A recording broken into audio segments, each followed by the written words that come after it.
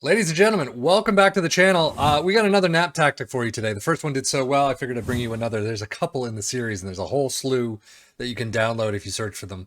KNAP, so take a look at those. This time, it is the 442 Electric Funeral. Cool name. I figured I'd see if it works just as well as the Holy Ghost tactic that we tried before, and we'll see how it goes. So as you can see, this is another custom tiki-taka. They do have other ones out there. I've just been finding the tiki-taka ones and kind of keep going with that little trend that we've got set up. So as you can see, again, it is attacking. It is a 4-4-2. I've thrown the players in there. So we're switching things up a little bit. We have Bayern, who's scheduled to be first. We have Freiburg, who's scheduled to be right in the middle at 9th place. And then this team I've never heard of before. I'm assuming they're brand new to the Bundesliga. SPVGG Gruther First. Don't know if I pronounced that correctly, so please let me know in the comments below. But they are scheduled to be dead last in 18th place. So we're going to see how these three do and get on from there. So this is an attacking tiki-taka, custom tiki-taka. In possession, you can see fairly wide, approaching past a space, overlap on the right and left, play out of defense, much shorter, much passing direction, much higher tempo. Time wasting, why worry? Run at defense, no work the ball into the box this time, which is nice. Low crosses. In transition, you got counter press. Counter when possession has been won. Distribute to the fullbacks and then throw it long as a distribution type. Out of possession, you can see you're playing much higher. A standard defensive line, though. Using the outside trap, using tighter marking, prevent short goalkeeper distribution, and get stuck in. You've got two advanced forwards, with the right having a couple more instructions. You've got two wingers, same instructions completely. Deep lying playmaker. You have a box-to-box midfielder. You got two wingbacks, differences, slightly different, and then two ball-playing defenders, same as always, and then a sweeper keeper in back. And as you can see, team fluidity is flexible, but that is the tactic in and out. Let's see how they do after a long season.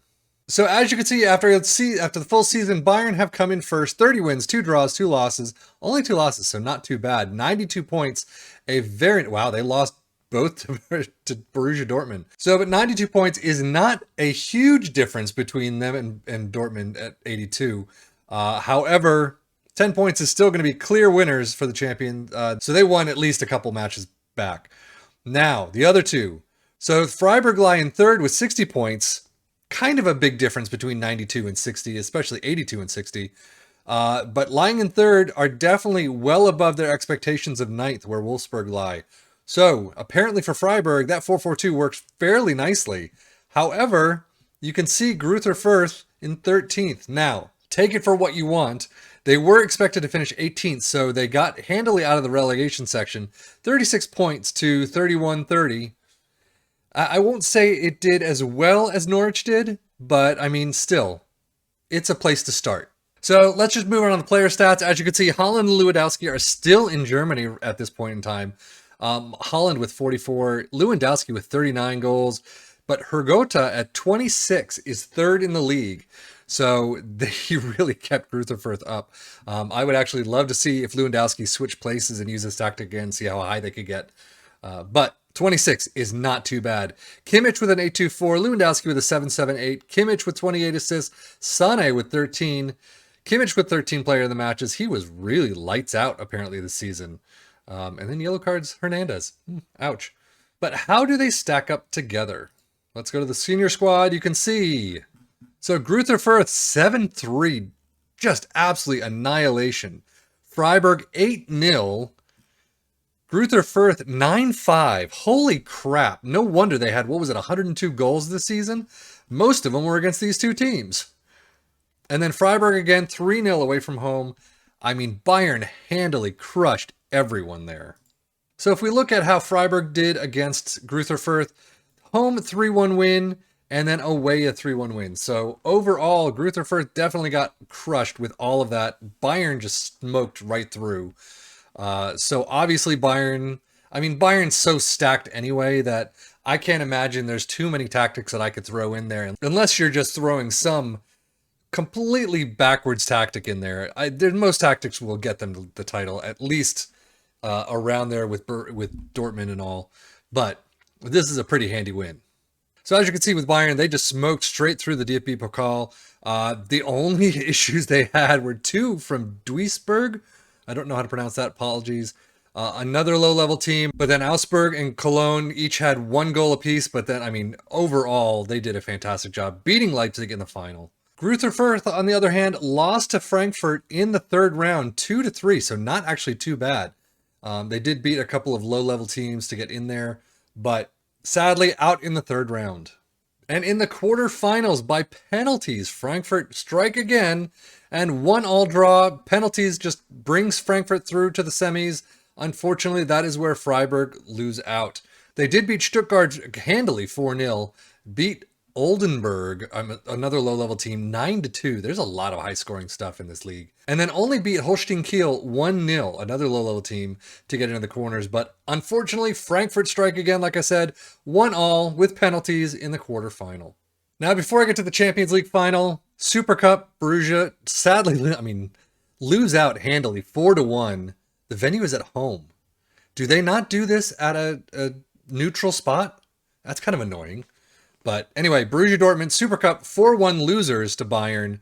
Bayern's just getting everything this season. Now, Champions League. This is the big one. Can they get all 4 trophies? Okay, so I had to fast forward this a few times. I thought I was well past the end of the season. Then I thought I was well past the end of the DFB Pokal final. And now I am finally past the Champions League final in the 31st of May. So, now, how did Bayern do in the Champions League final? 2-1 winners over Manchester City. They did beat some teams, though. So absolutely straight through the cup round. The only falter was an away game against Salzburg, 1-1. But then Sevilla 2-1. But then in the first knockout round, drew away from home. So that was a little scary, I guess, for them. Handily beating them 4-1 at home. Milan lost away. Won completely handily at home, 6-2. PSG 5-1 at home, again, losing out away from home, though. So it looks like they do have some issues away from home, which is a little bit of a piece for other teams to look at. Sevilla, though, 2-0 win away from home. A draw to Salzburg away from home. Bruges won only 2-1, though. But then a draw to Loche, and then a loss to Milan and PSG, both away from home. They're not absolute drubbings, but still, a loss is a loss. But Manchester City, 2-1 in Champions Cup final. That is how they finish. So competition-wise, so as you can see for Bayern, Bundesliga winners, Champions Cup winners, DFB Pokal winners, and then German Super Cup winners. Absolutely clean sheet for them. So that leaves Freiburg in 3rd at 60 points, and then Greuther Fürth at 36 points. No trophies for either of them. So compared to the Holy Ghost Fire tactic that we covered a few weeks ago, this isn't quite at that level, but to the other one we covered, definitely beats it out. Knap tactics, I won't say are infallible. Knap tactic for the Holy Ghost Fire, that is the one to beat so far. That is the absolute pinnacle of a tactic so far. This one is a 4-4-2, has done some wonders. Probably depends on some of the players you've got. It is a 4-4-2 versus that DM role that you might want to use. But overall, it still brought Greuther Fürth from 18th to 13th, Freiburg from 9th to 3rd. So you can't really beat it too badly. So all in all, not too bad of a tactic to use if you need that 4-4-2. I am going to be looking at some other 4-4-2s because I really do love that type of formation. It's a very basic formation, and everyone working together can be a really nice thing. So I'm going to be looking at a couple more 4-5-1s, and we'll see if there's anything that can beat that Holy Ghost Fire tactic.